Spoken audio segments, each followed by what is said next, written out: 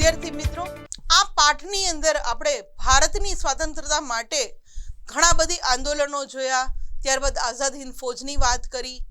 તો આ પાઠની અંદરથી બીજી કઈ કઈ બાબતો આપણે જોઈ?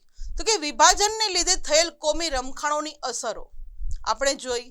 ત્યારબાદ મહાત્મા ગાંધીજીની હત્યાનો આઘાત આપણને લાગે છે, કારણ કે જેવી સ્વતંત્રતા મળે છે અને બે ભાગ થાય છે ત્યારે નથુરામ ગોડસે નામનો વ્યક્તિ છે એવું વિચારે છે કે જો બાપુ ચાહત તો આ હિન્દુસ્તાન પાકિસ્તાન એવા બે ભાગ ન પડત, અને ભાગ પાડવાની મંજૂરી આપનાર મહાત્મા ગાંધી હતા. એ માટે નથુરામ ગોડસે નામનો વ્યક્તિ છે આ મહાત્મા ગાંધીની હત્યા કરી નાખે છે. એનો આઘાત પણ આપણે સહન કરવો પડે છે.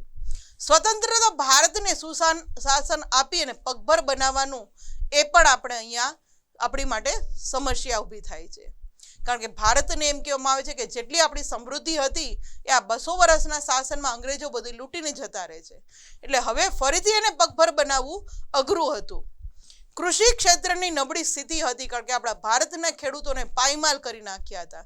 અન્યાયી કર નાખ્યો હતો, એટલે ખેડૂતો છે એ ખેતી કરવાનું જ બંધ કરી દે છે, અને યા તો બ્રિટિશ સરકારને જે જરૂરી છે એ જ ખેતી કરવાની આવી બધી પરિસ્થિતિ હતી. એટલે કૃષિ ક્ષેત્રની સ્થિતિ પણ એકદમ નબળી બની ગઈ હતી.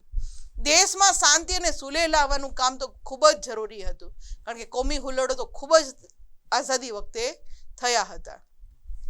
ત્યારબાદ તો કે દેશની અંદર બાહ્ય સુરક્ષા, કારણ કે ભારત માંડ આઝાદી મળી છે, વળી બહારથી કોઈ બીજો એમ કહેવામાં આવે કે શક્તિશાળી દેશ છે ફરી આક્રમણ કરે ને ફરી ભારત જીતી લે, તો હવે બાહ્ય સુરક્ષા પણ આપણા માટે જરૂરી હતી.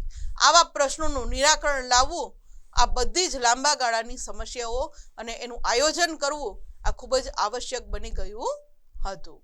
તો વિદ્યાર્થી મિત્રો, આ પાઠની અંદરથી આપણે ઘણું બધું સ્વતંત્રતા પ્રાપ્ત થઈ છતાં પણ આપણી સામે આવેલી તાત્કાલિક સમસ્યાઓ અને લાંબા ગાળાની સમસ્યાઓ બેઉ આપણે જોઈ કે જેનું નિરાકરણ થાય તો જ આપણો ભારત છે એ એક ફરીથી સમૃદ્ધ દેશ બની શકે. અને આઝાદીના એમ કહી શકીએ કે આટલા વર્ષો પછી હવે તો આપણો ભારત દેશ બધી જ રીતે ટેકનોલોજી ક્ષેત્રે, વિજ્ઞાન ક્ષેત્રે, કૃષિ ક્ષેત્રે બધી જ રીતે હવે વિકસિત દેશોની સાથે કદમથી કદમ મિલાવીને આગળ વધી રહ્યો છે.